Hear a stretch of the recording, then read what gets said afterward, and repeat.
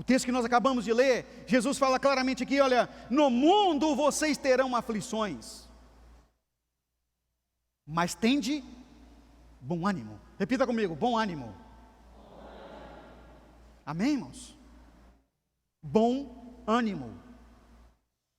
Eu estava analisando a expressão bom ânimo. Se existe bom ânimo, é porque pode também existir o mau ânimo. O que é o mau ânimo? São aqueles que são motivados para fazer mal. Não é? Pessoas que são influenciadas malignamente para fazer mal, para destruir, alinhados do diabo, porque ele vem senão matar, roubar e destruir. Quem está alinhado para o mal, está alinhado com Satanás. Nós somos alinhados do Senhor. Não é? Uma forma para que nós venhamos a ter ânimo, nós precisamos conhecer bem claramente quem nós somos. Qual é a sua identidade? No nosso RG brasileiro, tem lá alguns destaques, não é, que quando apresentamos a identidade são olhados. Primeiro é olhado a veracidade dela, se ela está naquele papel adequado, não é, fornecido pelo governo, se não é falsificado, tem lá a marca d'água, tem o papel moeda adequado, mas ele tem um número. Só que além do número, tem que bater os dados. Filiação, quem são seus pais, né? Agora é obrigatório, não se emite mais RG sem o número de CPF, tem que bater. Tem lá os dados da sua certidão de nascimento, tudo direitinho, para conferir que está falando a respeito da pessoa que está se apresentando ali. A mesma coisa ocorre no passaporte, a mesma coisa ocorre na CTPS, na CNH, nas carteiras de identificação dos conselhos regionais, tanto de medicina quanto de advogados, dos engenheiros, técnicos e outros mais. Estão lá definidos em lei o que tem que ter ali. Quem apresenta o RG em uma determinada situação para aprovar lá aquele que está conferindo que é você mesmo, tem certeza de si. Eu sou a pessoa que está se identificando aqui. E queridos, no reino de Deus nós não podemos ser diferentes. Nós temos que ter certeza de quem somos. Se você é discípulo do Senhor, é discípula do Senhor ou não é. Não é?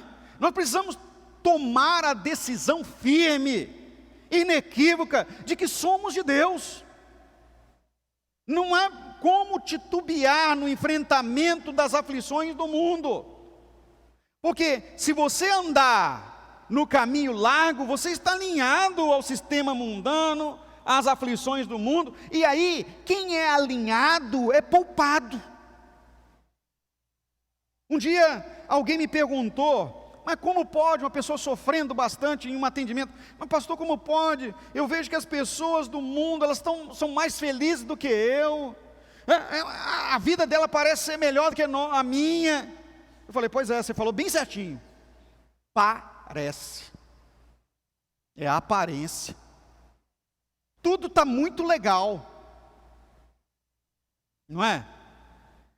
Mas você não vê no reino de Deus uma pessoa atirando na outra, matando a outra, como aconteceu nesses dias aí. Vocês todos estão vendo aí a repercussão nacional e mundial do que aconteceu no Rio de Janeiro.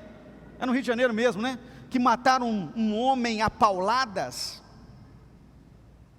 sem dó nem piedade. Me mandaram esse vídeo, irmãos, eu tive náuseas.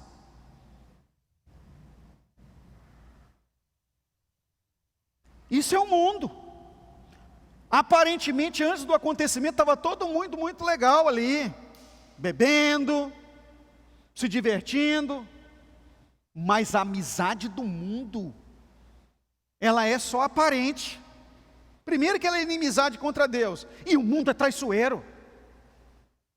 Não dá para alinharmos com o mundo, porque o mundo está no maligno.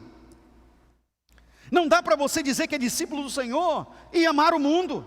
O próprio Senhor nos advertiu, não ameis o mundo. E interessante que ele fala assim, não ameis o mundo, nem as coisas que o mundo tem. Pois se alguém amar o mundo, e aí ele não faz distinção do mundo, nem as coisas que no mundo tem, João disse, o amor do Pai não está nele. Quando fala nem as coisas que no mundo tem, o problema é para... João não está falando para os ímpios, queridos. João não escreveu a carta, a primeira carta a João, capítulo 2, verso 15, para o mundo. Ele escreveu para mim, ele escreveu para você, para os discípulos de Jesus de sua época e chegou até nós. A palavra é para nós. Isso quer dizer que nós podemos sim amar as coisas que no mundo tem. Podemos sim amar o mundo. E se alguém ama o mundo, não pode amar a Deus. Porque são antagônicos. Estão em esferas espirituais totalmente diversas. O mundo é o habitat, é o lugar do pecado. O mundo é o lugar das manifestações demoníacas. Então, se temos algum alinhamento com o sistema, com o concreto, com a vida que está sendo mostrada, nós temos que nos cuidar para desalinhar isso de nós e nos alinharmos às coisas do alto. Paulo nos adverte, pensai nas coisas que são de cima, não nas que são da terra. Ah, pastor, então quer dizer que eu não posso ter uma propriedade, quer dizer que eu não posso ter alguma coisa, quer dizer que eu não posso ter sonhos? Não estou dizendo isso. Eu estou dizendo que você não pode colocar o seu coração. Pois a palavra de Deus nos adverte que onde está o nosso coração, ali está o nosso tesouro. Quando as pessoas põem o coração, ou seja, a paixão, são apaixonados por determinadas coisas, eles passam por cima de qualquer coisa para manter aquilo. Até mesmo são capazes de tirar a vida de alguém. Porque paixão é mundana. É um sentimento animal e diabólico. O amor é de Deus, mas a paixão é carnal. Irmãos, tudo que é carnal é parceria no mundo. Tudo que é carnal é parceria no mundo. Se você amar o dinheiro, as posses, não ajunteis tesouro na terra, onde? Na terra o quê? No mundo concreto, onde a traça, ferrugem, o ladrão, eles minem roubam, mas ajuntai tesouro no céu. Pensar nas coisas que são do alto, não nas que são da terra. Você pode ter casa boa, pode, deve, pois o Senhor nos chamou para a vitória, mas nem todos terão. Você pode ter um bom salário, deve, pode, todos queremos, mas nem todos terão. Não é? Você pode ter um automóvel, pode, bom, zero, usado, aqueles que dá problema, igual já tive muito, eu já tive, eu e a Hélida empurrando um carro que a gente nem aguentava empurrar direito, ficar na rua sem gasolina,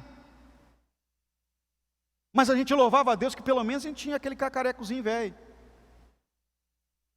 Eu aprendi isso com meu tio. Uma vez eu estava com ele no carro, eu tomei uma paulada tão grande, mas foi bom para a minha vida, eu nunca mais esqueci.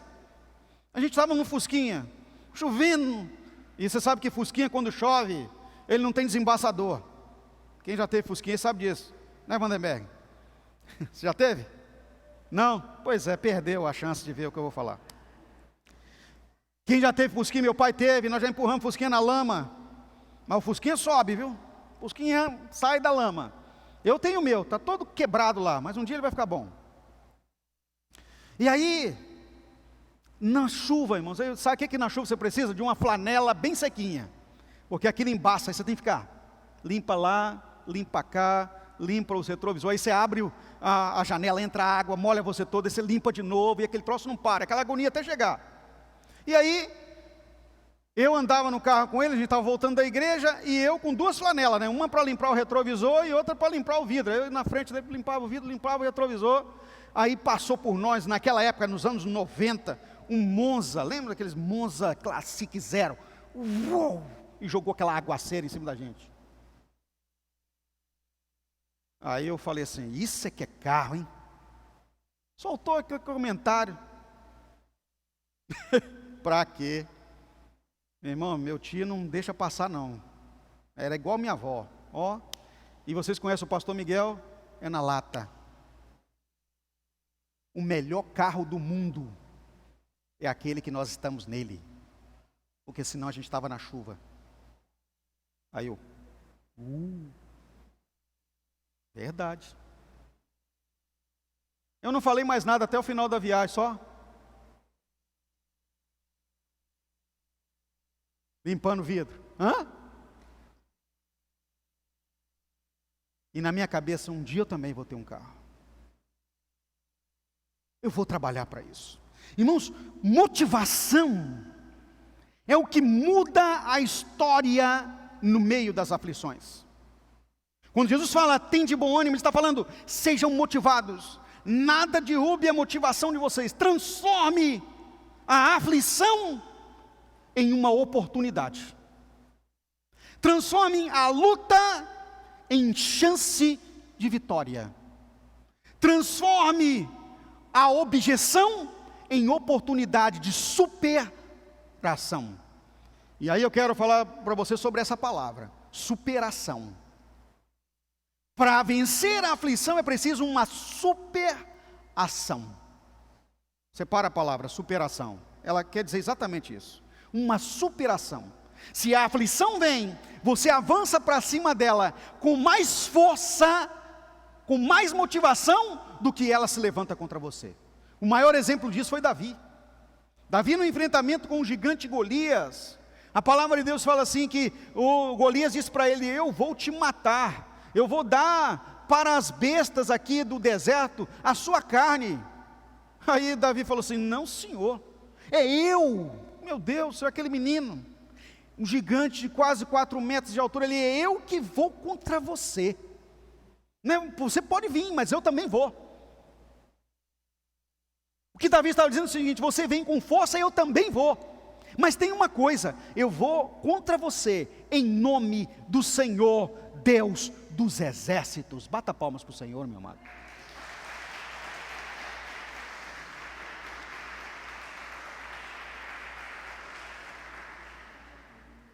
O enfrentamento da aflição, a motivação, ela tem que ser alinhada com o Senhor. Nós não vamos enfrentar as aflições com a força do nosso braço, porque senão nós pecamos, nós erramos. A ira nos consome. Ficamos abalados. Embora às vezes, queridos, nós precisamos levantar o tom. Não é? Pessoas diabólicas ou usadas por Satanás, às vezes levantam-se contra nós. Nós não podemos baixar o tom. Davi não baixou.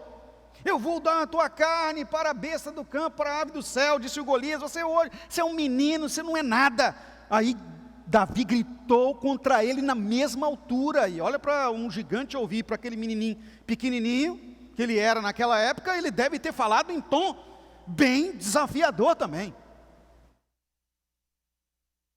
Em outras palavras, queridos, o motivado não afina. Sabe o que é afinar? É recuar, esmorecer. Eu vou contra você também, no nome do Senhor Deus dos exércitos.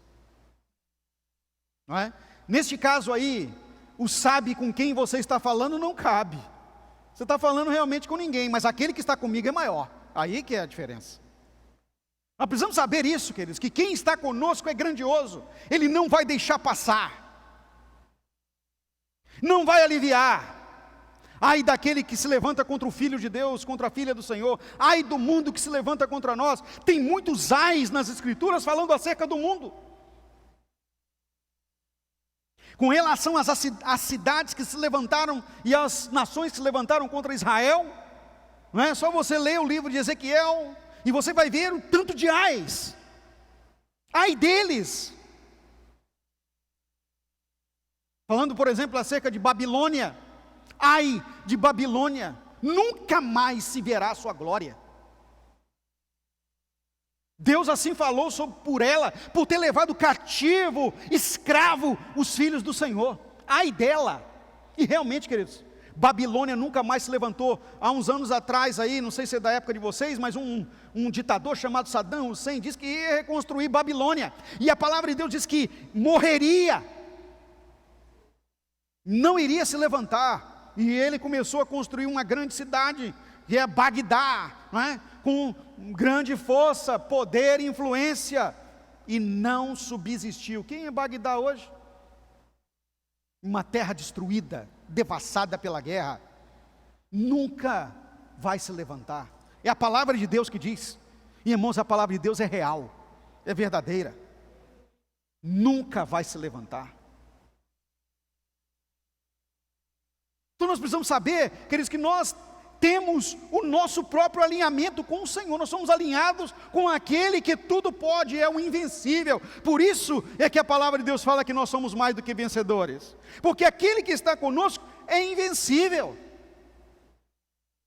Jesus encerra João capítulo 16, verso 33, na sua mensagem na última ceia com os discípulos, no tempo passado, dizendo: eu venci o mundo. Mas como?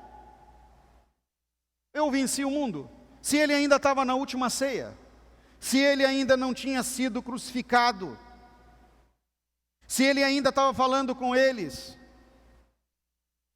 Mas no mundo espiritual, no mundo de Deus, nos planos do Senhor, na decisão do Cristo, ali naquela última ceia com os apóstolos, estava decidido. Sabe uma coisa, queridos? Quando nós vamos na presença de Deus, quando nós marchamos em direção a Deus, está definido, nós nunca vamos voltar atrás, nós não vamos retroceder, haja o que houver, seja feita a tua vontade, disse Jesus lá no jardim do Getsemane.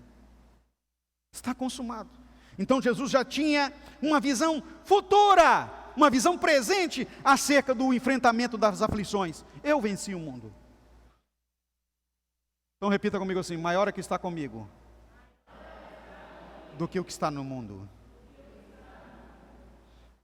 Uma vez o profeta Eliseu foi cercado pelos assírios, e era muita gente de guerra,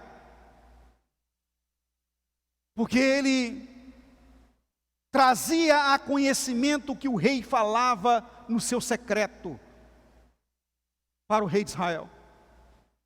Que homem é esse? É lá em Israel que tem o profeta, o nome dele é Eliseu. Ele sabe, rei, o que o Senhor fala dentro da sua câmara, ou seja, lá no lugar onde o Senhor dorme. Ele sabe o que o Senhor fala. Mas como assim? Eu quero esse homem. O rei da Síria viu ali uma oportunidade. Ué, se ele sabe o que está lá, eu vou saber o que os outros reis do mundo também sabem. Eu quero o homem, traga-o para mim. Cercaram Geazi. O moço do profeta entrou em desespero. Senhor, Senhor, nós estamos cercados, tem muita gente de guerra, nós vamos morrer. Eliseu na calma. Eu imagino aquele homem de Deus, né, barbudo, embora ele fosse careca, né, então a barba dele grande, né, aquelas roupas de pelos, bate nele: Senhor, abre os olhos desse menino, para que ele veja. E quando Deus abriu os olhos de Geazi, ele gritou ao contrário agora: meu pai, carros, cavalos e seus cavaleiros, maior é o que está conosco do que o que está com eles.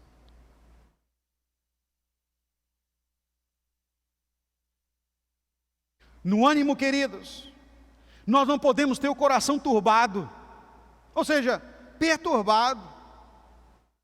Quando estamos em momento de superação, não dá para ficar perturbado. E a perturbação interna é uma decisão pessoal. Eu posso decidir não ficar perturbado. Eu me lembro que uma vez,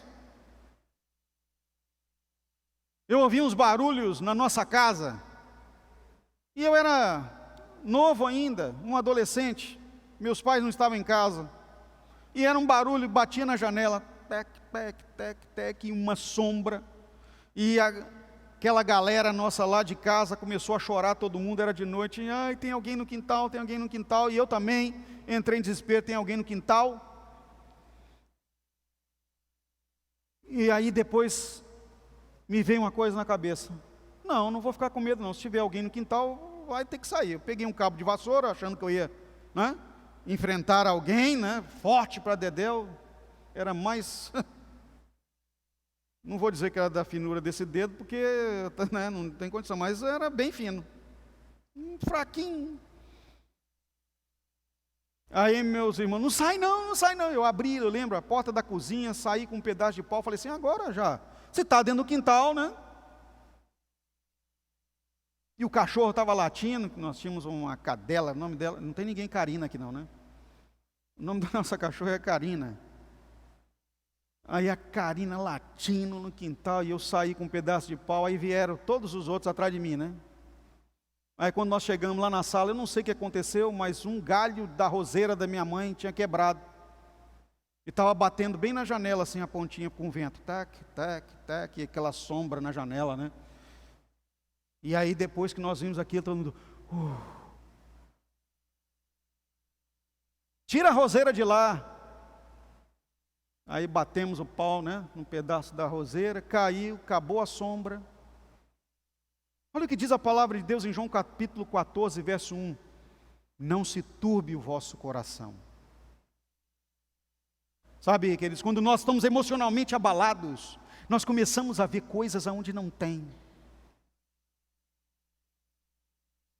As sombras são potencializadas, viram monstros. Começamos a acreditar em coisas que não eram para ser acreditadas. Que não tem crédito. Você começa a achar que as coisas estão acontecendo só contra você. Quantas orações Deus recebe dessa forma? Só eu, Deus, por que isso acontece comigo? Mentira, acontece com todo mundo. Jesus falou, no mundo terão aflições, no plural aí. Todo mundo, queridos, todas as pessoas, inclusive as que não são do Senhor. Mas nós então, temos a potencialização dos 3 inimigos que eu já citei hoje. Passamos a achar que as pessoas que estão à nossa volta não são mais nossas amizades, não são amigos. Potencialização. E o diabo então potencializa também aquilo para amedrontar. Não se turbe o vosso coração. É uma ação sua própria, achar que todas as pessoas estão contra você. Que até o próprio Deus te abandonou. Não te abandonou. Jesus falou assim, olha, crede em Deus. Repita comigo, ano da fé. Eita, vocês estão ouvindo a mensagem ou não? O ano da fé. Crede em Deus.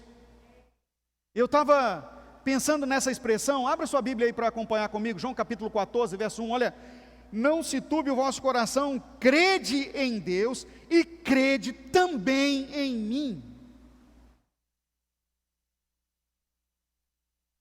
Eu fiquei pensando, mas Jesus não é o próprio Deus? Por que ele teve que falar para eles, crede em Deus e crede também em mim?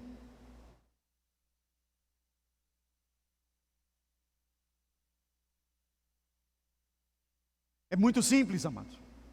Jesus, eles estavam vendo com ele. Estavam enxergando. Os discípulos tiveram essa oportunidade. Por isso que o Senhor Deus fala que nós somos muito mais abençoados, bem-aventurados, aqueles que não viram e creram. Porque nós não vimos nem o Deus na sua plenitude, e não vimos também o Cristo encarnado. Crede em Deus, crede também em mim. Ou seja, você precisa ter fé. Não dá para esmorecer. É hora de crer. Repita comigo, já deu certo. Porque o Senhor já venceu. Aleluia. Não somos nós que vencemos, mas a nós, aquele que está conosco, anda conosco, aquele que nós somos alinhados, já venceu tudo. Nós não podemos, mas ele já pode. Olha isso, queridos, a vitória é de Cristo. A morte já foi derrotada, a dívida do pecado já foi paga e cancelada, e a vida eterna já nos foi dada. O que queremos mais? Tudo é nosso. Essa foi a frase do pai, do filho pródigo para o filho da casa. Quando ele reclamou que o pai tirou um anel, colocou no dedo, que deu vestes novas, que matou o bezerro cevado para receber o pródigo, olha o que o pai fala para aquele que é da casa: tudo que é meu é teu.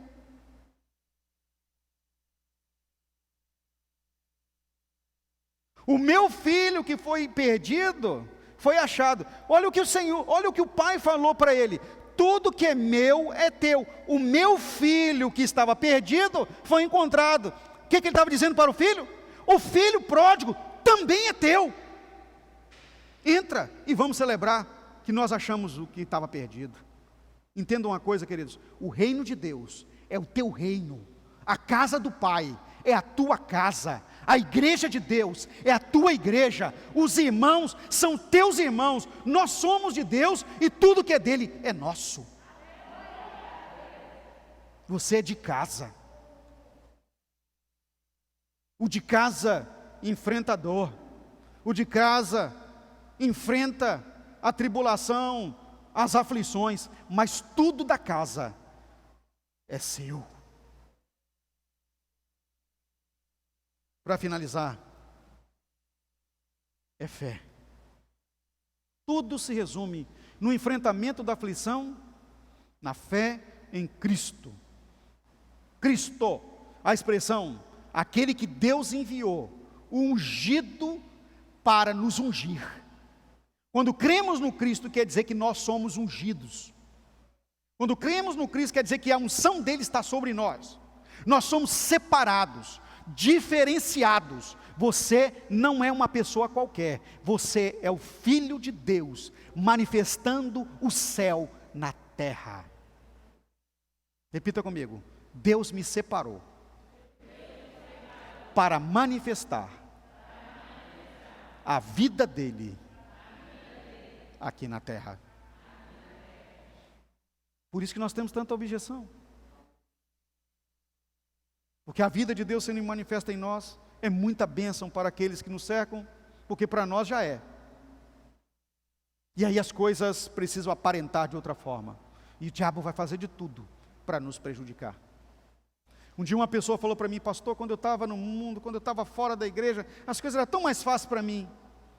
Eu falei: uai, se você está achando bom assim, volta para lá. Não dei nem mole não, irmãos, volta para lá. Então lá é o seu lugar. Porque se você está tendo saudade ainda de lá, é porque lá é o seu lugar. Você não se converteu. Porque aquele que se converte, queridos, tem nojo do mundo. Todos aqueles que tiveram saudade do Egito, durante o êxodo, ficaram no deserto. Ah, mas lá tinha cebola, tinha pepino, só que eles esqueceram que eles eram escravos. Cortavam pedra, faziam tijolos, obedeciam às regras, não tinham vida, e agora eram livres. Eu prefiro ser livre no deserto, do que ser escravo no Egito. Foi o que Josué e Caleb disseram. Eu prefiro morrer no deserto em liberdade, do que ser escravo. Eu prefiro passar aflições a minha vida inteira, do que ser escravo do diabo, mas sou livre em Deus e ungido de Deus. Deus vai fazer chover no deserto. Deus vai fazer prosperar no deserto, como Isaac prosperou. Deus vai trazer vida no deserto, como ele trouxe. Sabe por quê? Porque a vida dele já está em mim. Nos coloquemos de pé, por gentileza, em nome de Jesus. Aflições, elas virão, mas nós celebramos a fé, porque é pela fé que a vitória é garantida. Nós não andamos pela aparência dos nossos olhos, nós vivemos motivados pela fé. Senhor Deus, no nome de Jesus, nesta manhã, nesta palavra, Senhor, de vida, revida, ou seja, avivamento, renovação, motivação, nos ajuda a recobrarmos-nos, a realinharmos-nos na fé com a palavra, para viver plenamente, Senhor, as bênçãos do Senhor sobre nós, que são as vitórias sobre as aflições. Nos ajude, Senhor, é a nossa oração, no nome de Jesus. Se essa oração é a sua oração, levante sua mão e diga amém.